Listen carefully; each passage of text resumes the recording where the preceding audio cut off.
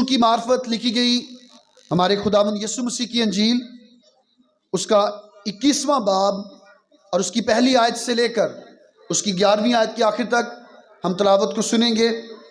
और इसी तरह तसल्लीकियों की कलीसिया के नाम पहला खत यानी पहला तसल्लीकियों, उसका 4था बाब और उसकी 16वीं आयत से 18वीं आयत भाई शरून इलियास जो सेमिनरी स्टूडेंट हैं वो इन आयत को हमारे लिए तलावत करेंगे।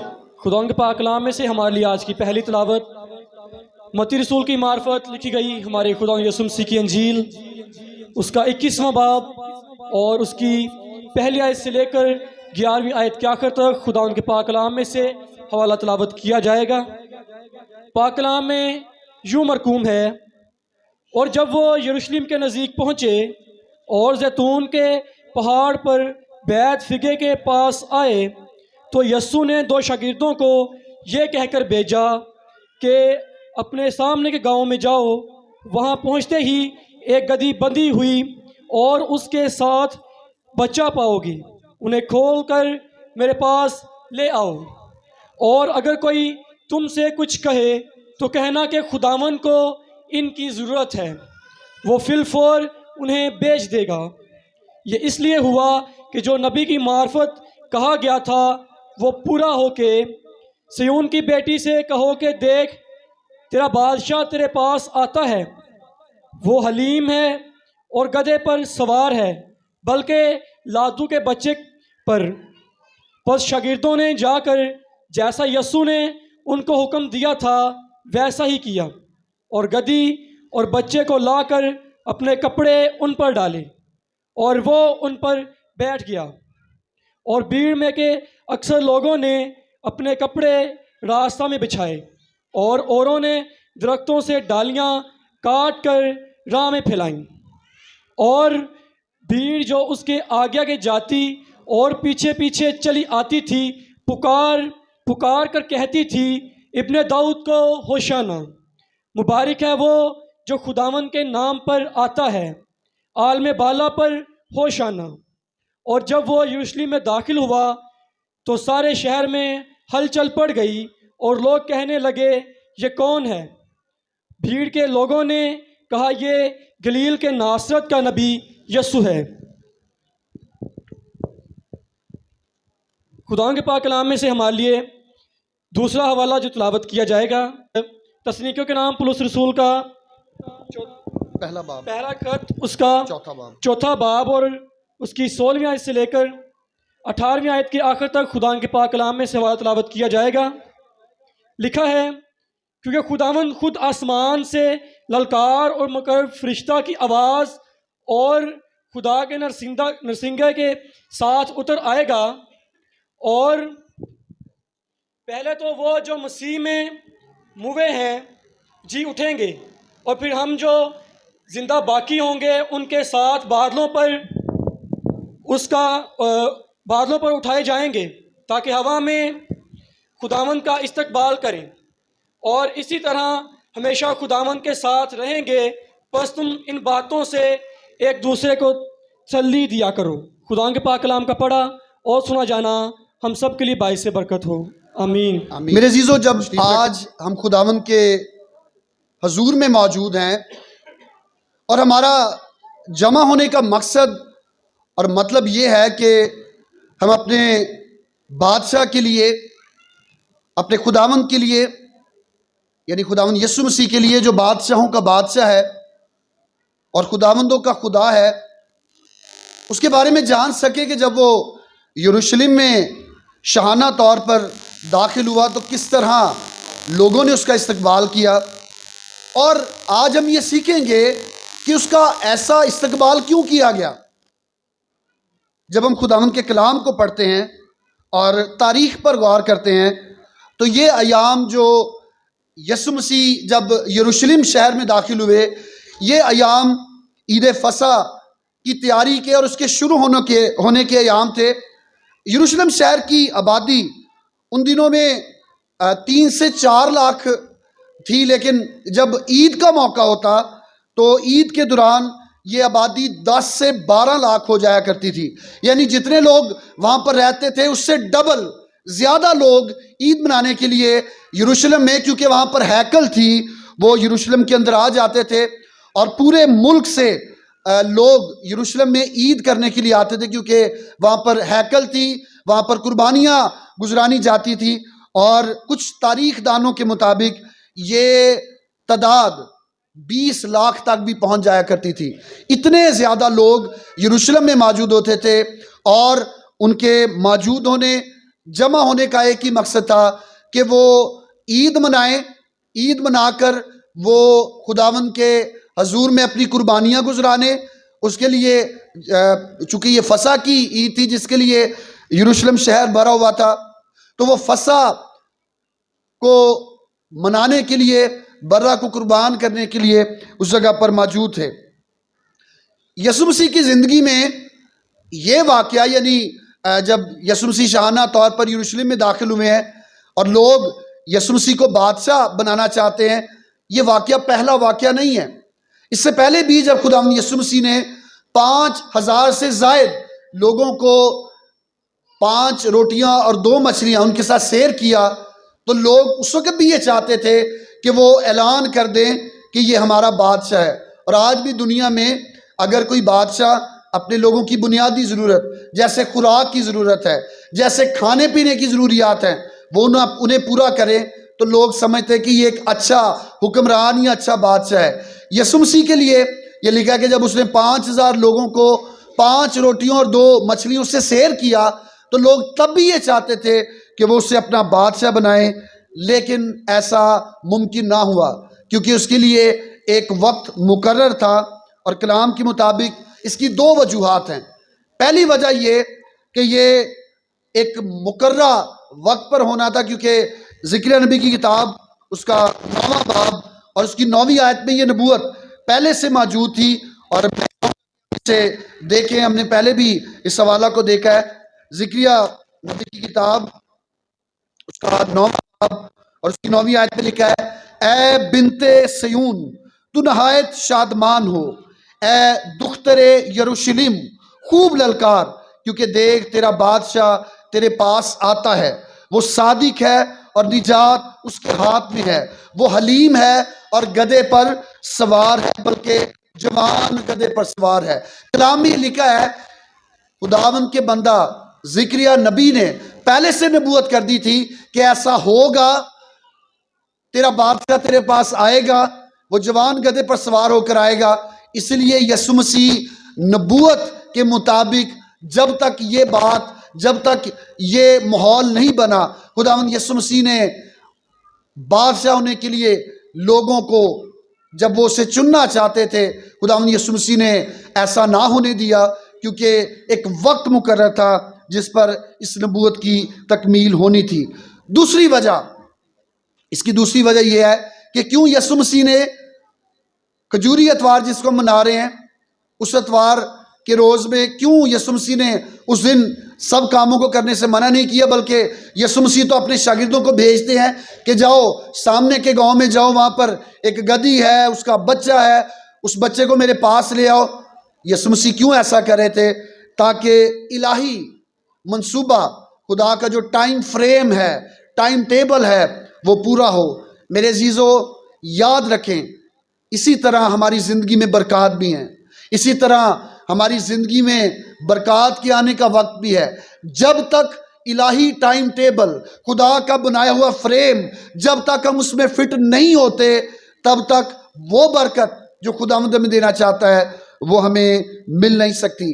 और आज हम सीखेंगे मिलकर, 2 हवाला जात पढ़े हैं कि आज हम बतौर बादशाह यीशु को कैसे कबूल करते हैं। और अब जब वो दोबारा आने वाला है, एक बच्चे की सूरत में नहीं बल्कि एक हाकिम की सूरत में, तो हम उससे कैसे कबूल कर सकते हैं।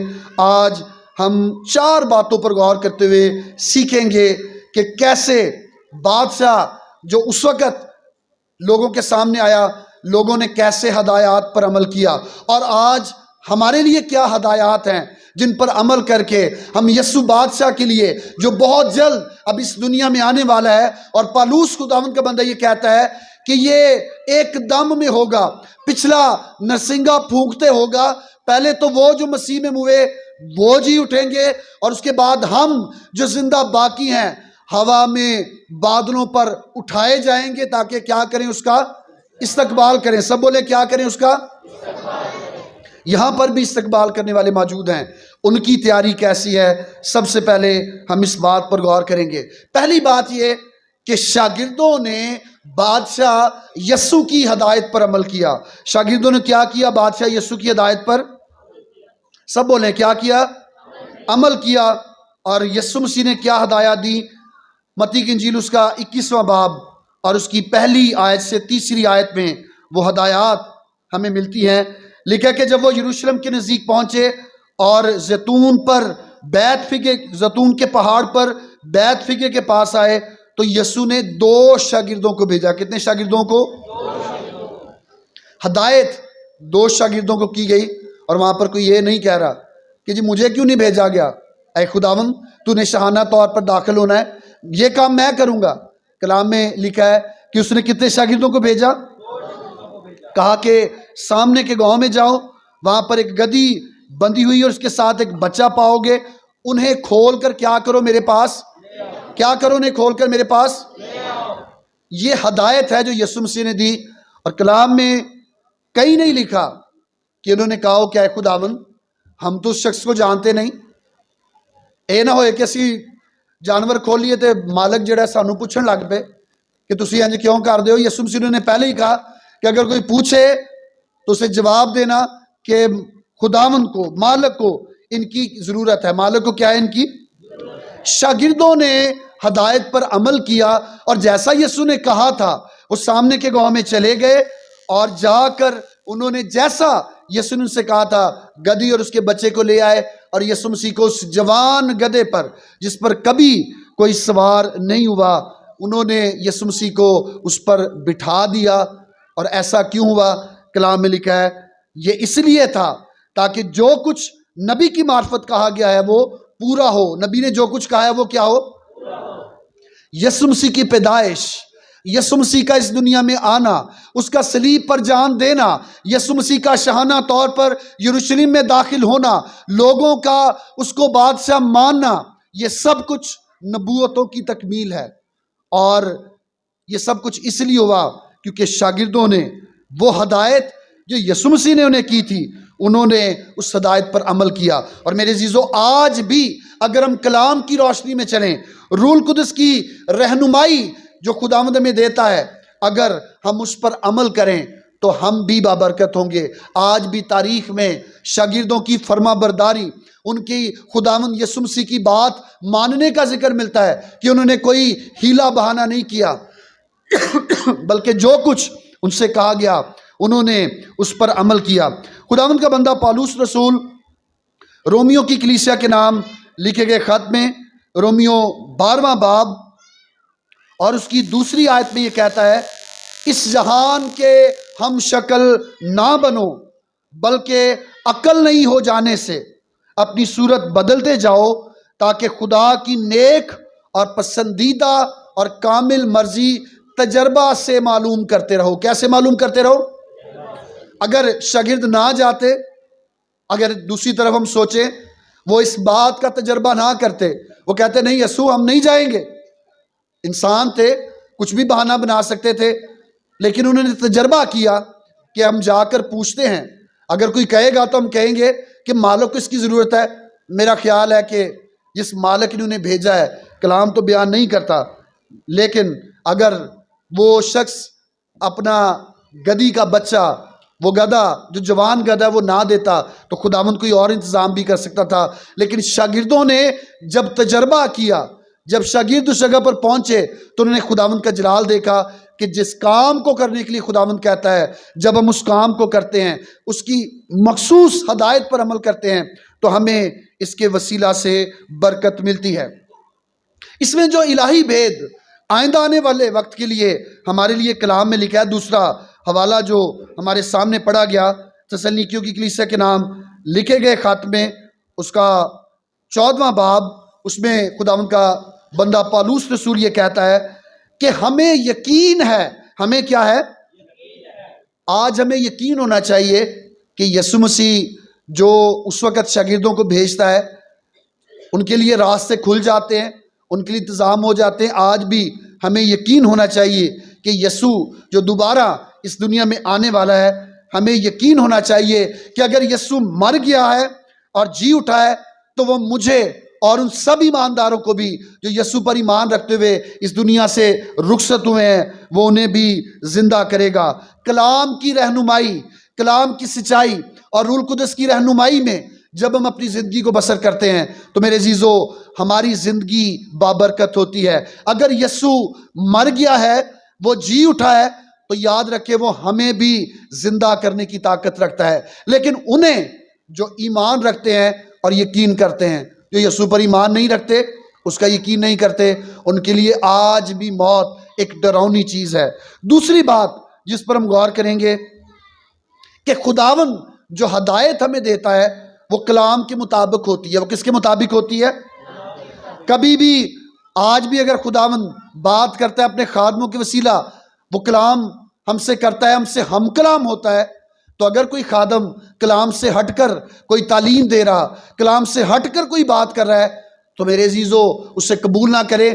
क्योंकि यीशु मसीह ने भी जो कुछ कहा कि जाओ एक जवान गधे को जो सामने के गांव में है, बंधा हुआ है, तुम जाकर उसे ले आओ, और अगर कोई पूछे तो कहना किसको ज़रूरत है? इसकी मालिक को ज़रूरत है, खुदावंद को ज़रूरत है। और यीशु मसीह ने ये सब कुछ जब कहा, मत्ती की इंजील में लिखा है कि ये इसलिए कहा ताकि जो कुछ नबी की मार्फत कहा गया है वो क्या हो? पूरा हो। वो क्या हो? जो हदायत खुदावंद हमें देता है, खुदावंद की हदायत कलाम के मुताबिक होती हैं। यीशु मसीह कलाम को पूरा करने और बाप की मर्जी को पूरा करने के लिए इस दुनिया में आया था। और यूहन्ना की इंजील में, यूहन्ना रसूल जो इस इंजील का लिखारी है, इसका मुसन्निफ है, वो ये कहता है, यूहन्ना की इंजील उसका 4 बाब और उसकी 34वीं आयत, खुदावंद के कलाम में लिखा है, यीशु ने उनसे कहा, मेरा खाना ये है कि अपने भेजने वाली की मर्जी के मुआफिक अमल करूं और उसका काम पूरा करूं। क्या करूं? उसका काम। यीशु जो कुछ भी कहता है वो कलाम के मुताबिक होता है। और वो जब इस दुनिया में था तो उसने कहा, मेरा खाना पीना भी यही है, मेरा चलना फिरना बात करना भी यही है कि मैं अपने बाप की, जिसने मुझे भेजा है, क्या करूं? उसकी मर्जी को पूरा करूं। यहां पर अगर यीशु मसीह जवान गधे पर सवार ना होते, सवाल यह भी पैदा होता है कि यीशु मसीह क्यों जवान गधे पर सवार हुए? अगर यीशु मसीह जवान गधे पर सवार ना होते, पैदल चल के चले जाते, तो फिर नबूवत पूरी नहीं होनी थी, जिसे पहले ही खुदावंद के बंदा ज़िक्रिया ने कह दिया था। खुदा ने पहले ही ज़िक्रिया की मार्फत कह दिया था कि वो बादशाह जो आएगा वो इस तरह आएगा और उसका पैदा होना इस तरह होगा। अगर वो यरूशलेम में अपनी मौत से पहले दाखिल होगा तो वो कैसे आएगा? यीशु मसीह वो सब कुछ हमें कहता है जो कलाम के मुताबिक है, और उसने खुद भी कलाम पर अमल किया। और किस तरह किया कि नबूवत पूरी हो। यीशु मसीह से पहले भी यरूशलेम में बड़ी दफ़ा आ चुके हैं। सबसे पहले कलाम में हमें जिक्र मिलता है कि जब 8 दिन का खुदावंद यीशु मसीह एक छोटा बच्चा है, उसका खतना हुआ है, उसकी माँ की तहारत के दिन पूरे हुए हैं, यीशु मसीह तब भी यरूशलेम में आए हैं। बाइबल जो हमें बताती है, और वहाँ पर बुजुर्ग शमौन वो उन्हें मिले हैं, वहाँ पर एक हन्ना, एक औरत जो 84 बरस से बेवा है, वो खुदावंद यीशु मसीह से मिली है। और उसके बाद 12 बरस की उम्र में यीशु मसीह हैकल में आए हैं। और अगर यीशु मसीह की उम्र 30 बरस है तो तकरीबन हर साल ईद मनाने के लिए दूसरे यहूदी नौजवानों की तरह वो भी यरूशलेम में आते थे। लेकिन अब जब खुदावंद यीशु मसीह यरूशलेम में आए हैं तो वो इस तरह जैसे वो पहले आते वैसे दाखिल नहीं होते, बल्कि कलाम के मुताबिक जब वो यरूशलेम में आया है कि अब वो उस शहर में और उस जगह पर कुर्बान हो, तो कलाम में लिखा है कि देख तेरा बादशाह आता है, वो लादू पर बल्कि जवान गधे पर सवार है। यीशु मसीह ने खुदा के कलाम के मुताबिक उस हदायत पर, उस नबूवत को पूरा करते हुए अमल किया। और आज हमें भी याद रखना है कि अगर हम अपने बादशाह को अपनी ज़िंदगी में दावत देना चाहते हैं तो कलाम के मुताबिक उसकी हदायत पर अमल करें। तीसरी बात हमें जो याद रखनी है कि खुदा की हदायत यकीनी है। खुदा की हदायत क्या है? यकीनी है। कलाम में लिखा है कि छठी आयत से लेकर 7वीं आयत में लिखा है, बस शागिर्दों ने जाकर जैसा यीशु ने उनको हुक्म दिया था वैसा ही किया। और कलाम में लिखा है, और गधी और बच्चे को लाकर अपने कपड़े उन पर डाले और वो उन पर बैठ गया। यीशु मसीह क्या हुए? उन पर बैठ गए। जो कुछ यीशु कहता है वैसा ही होता है। कलाम में लिखा है कि यीशु मसीह ने कहा कि मैं अपनी जान दूंगा। तुम्हें अपने शागिर्दों को कहा कि तुम लोग मुझे छोड़ जाओगे। पतरस ने क्या कहा था? क्या है खुदावंद, मैं क्या करूंगा तेरे साथ? मरने तक तेरे साथ रहूंगा। यीशु मसीह ने उससे कहा कि शमौन, पतरस, आज मुर्ग के बांग देने से पहले तो कितनी बार मेरा इनकार करेगा? यीशु के वादे यकीनी है। वो हदायत जो वो हमें देता है उसमें कोई शक शुबा मौजूद नहीं। पौलुस खुदावंद का बंदा ये कहता है कि हमें यकीन है, हम इस बात के लिए मुत्तफिक हैं, हम इस बात पर यकीन करते हैं कि यीशु मसीह मर गया है, वो जी उठा है। तो इसी तरह वो जो उस पर ईमान लाते हैं वो यकीन के साथ कहता है कि वो भी जब मरेंगे तो खुदावंद यीशु मसीह के वसीला से उन्हें जिंदा करेगा। शागिर्दों ने जैसा यीशु मसीह ने उन्हें भेजा था, गधी को भी वैसा ही देखा और उसके साथ उसके बच्चे को भी वैसे ही पाया। ऐसा नहीं हुआ कि एक बच्चा खुलकर कहीं और गया है और शागिर्द जाकर उसके बच्चे को ढूंढ रहे हैं कि यीशु ने कहा था, बच्चा तो पास नहीं। यीशु मसीह ने जैसा कहा वैसा ही हुआ। पतरस ने कहा कि मैं तेरे साथ मरने के लिए भी तैयार हूं। यीशु ने कहा कि आज मुर्ग के बांग देने से पहले तो 3 बार मेरा इनकार करेगा। जब तक पतरस ने 3 बार इनकार नहीं किया, जब तक पतरस इस इनकार में से गुजरा नहीं, मुर्ग ने बांग भी नहीं दी। मेरा और आपका निजात दिंदा वो जानवरों पर, वो कुदरत पर, वो चीज़ों पर इख्तियार रखता है, क्योंकि उसकी हदायत यकीनी है। उसकी हदायत क्या है? चौथी और आखिरी बात जिस पर हम गौर करेंगे वो ये है कि खुदावंद की हदायत खास हैं। खुदावंद की हदायत क्या है? यीशु के शागिर्दों ने यीशु मसीह की हदायत को माना और ख़ास हदायत को मानकर एक ख़ास दिन उनकी ज़िंदगियों के साथ जुड़ गया। आज भी जब हम कलाम को पढ़ते हैं, गौर करते हैं, तो यीशु मसीह की शहाना दाखिला के साथ शागिर्दों को हम जुदा या अलहदा नहीं कर सकते।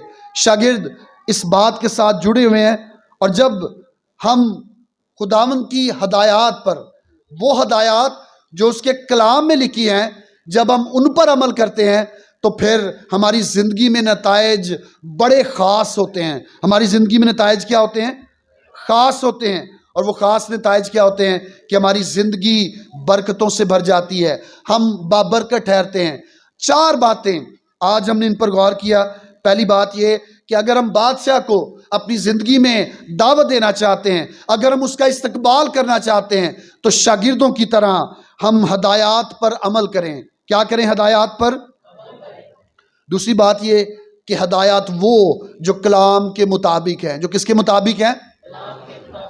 बहुत सारे चर्च हैं, कलीसियाएँ हैं, मैं इसको गलत समझता हूँ, इसलिए आपको बता रहा हूँ कि जब खजूरी इतवार का जुलूस होता है तो वो किसी एक बच्चे को या किसी एल्डर साहब या पादी साहब को वो यीशु मसीह का गेटअप दे देते हैं कि दाढ़ी लगा दीजिए, ये यीशु है। फिर उसके रास्ते में कपड़े बिछाना शुरू कर देते हैं। ये हदायत कलाम के मुताबिक नहीं। यहाँ तक कि जैसे दूसरी कौमों में मुहर्रम के मौका पर घोड़ा निकाला जाता है, बहुत सारे चर्चेज में वो गधा जुलूस में लेकर आते, जी उसकी डोरी पकड़ी है, उसकी रस्सी पकड़ी और आगे आगे जा रहा है कि जी यीशु के जुलूस में भी ऐसा ही हुआ था। याद रखे, जिस गधे के लिए रास्ते में, उसके रास्ते में कपड़े बिछाए जा रहे थे, उस गधे पर कौन सवार था? खाली गधा, उसकी इज्जत अफजाई नहीं की गई। यीशु मसीह की वजह से वो गधा, वो जानवर भी खास हो गया।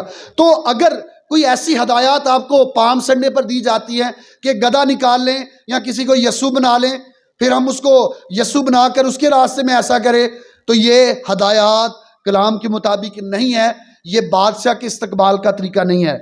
और तीसरी बात ये कि जो हदायत यीशु हमें देता है, जो बात वो हमें बताता है, वो यकीनी है और उसकी यकीन दहानी हमें खुदावंद के कलाम में मिलती है, अभी मैं आगे चलकर उससे बताऊंगा। और चौथी बात ये कि उसकी हदायत ख़ास होती हैं।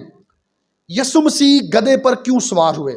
ये एक सवाल है कि यीशु मसीह गधे पर क्यों सवार हुए। पहली बात ये, ज़िक्रिया की किताब उसका 9वां बाब 9वीं आयत, उसमें ये लिखा है कि नबूवत की गई है कि तेरा बादशाह आता है, वो गधे पर, बल्कि जवान गधे पर सवार है, जिस पर पहले कभी कोई सवार नहीं हुआ। पहली बात यह कि यीशु मसीह गधे पर इसलिए सवार हुए ताकि नबूवत की तकमील हो। और दूसरी बात यह कि सलातीन की पहली किताब उसका पहला बाब और उसकी 38वीं आयत में लिखा है कि सुलेमान को जब दाऊद ने कहा कि बादशाह मुकर्रर किया जाए तो उन्होंने उसको गधे पर सवार किया। और सुलेमान जब गधे पर सवार होकर आया, कोई भी बादशाह जब गधे पर सवार होकर आता था तो वह इस बात की दलील और इस बात की निशानी होता था कि ये अमन कायम करने के लिए आया। क्या कायम करने के लिए आया? लड़ाई करने के लिए नहीं आया। जो लड़ाइयां करने आते थे वो सब किस पर सवार होकर आते थे? घोड़े पर सवार होकर आते थे, तलवारें हाथों में पकड़ कर आते थे। लेकिन यीशु मसीह हलीम जानवर पर सवार हुआ, उसने हलीमी इख्तियार की, वो घोड़े पर सवार नहीं हुआ बल्कि कलाम में लिखा है कि वो गधे पर सवार हुआ। क्योंकि पुराने अदमा में जब कोई बादशाह अमन के लिए, जंग में, लड़ाई में अमन कायम करने के लिए जाता तो वो गधे पर या खच्चर पर सवार होता था। यीशु मसीह के लिए जब हम थेसलुनीकियों की कलीसिया के नाम लिखे गए खत को पढ़ते हैं, पहला खत उसका 4था बाब जो हवाला हमारे सामने पढ़ा गया, उसमें लिखा है कि यीशु मसीह आने वाला है। एक आमद तो उसकी यरूशलेम में हुई है जिसकी याद आज हम मना रहे हैं, लेकिन एक आमद उसकी होने वाली है जिसके लिए हमें इस याद को मनाते हुए तैयार रहना चाहिए। इस याद को मनाते हुए क्या रहना चाहिए?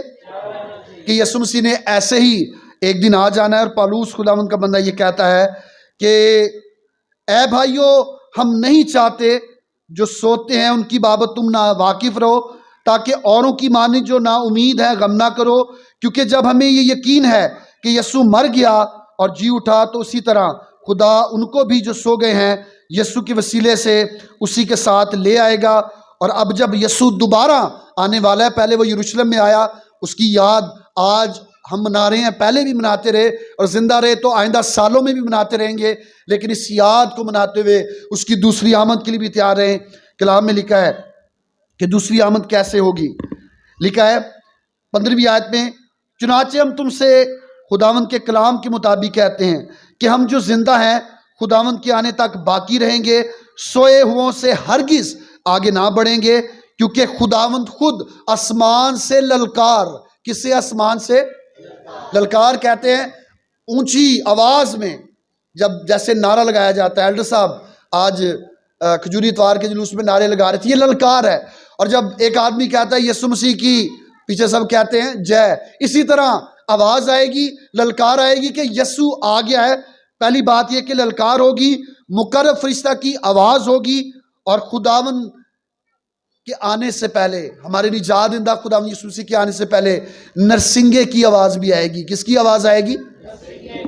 यीशु मसीह जब यरूशलेम में आए तो ये लोग जो यरूशलेम के बाहर बहुत बड़ी तादाद में ईद मनाने के लिए बैठे थे, ये कोई तैयारी करके नहीं आए थे जैसे हम आज डालियां 2 दिन पहले तैयार कर लेते हैं, फूल भी लगाते हैं।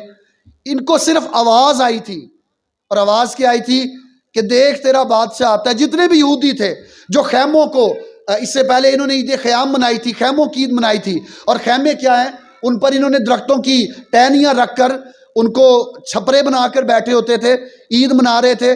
जैसे ही ऐलान हुआ, ज़िक्रिया की किताब उसके 9वें बाब की 9वीं आयत पढ़ी गई कि देख तेरा बादशाह आता है, वो जवान गधे पर सवार है। ये लोग एकदम अलर्ट हुए और इन्होंने वो सारे दरख्त जिनकी डालियां काट कर इन्होंने छपरे बनाए थे, इन्होंने अपने हाथों में उठा ली और इस बात का ऐलान किया कि ये हमारा बादशाह है। यहाँ तक कि लोग इस कदर खुशी से भर गए, वहाँ पर जो मजमा था, वहाँ पर जो जुलूस था, वहाँ पर जो तादाद थी वो लाखों में थी कि लोगों ने जो कपड़े वो अपने साथ लेकर आए थे, यीशु को इतनी इज्जत दी कि उन्होंने अपने कपड़े भी उसके रास्ते में बिछा दिए।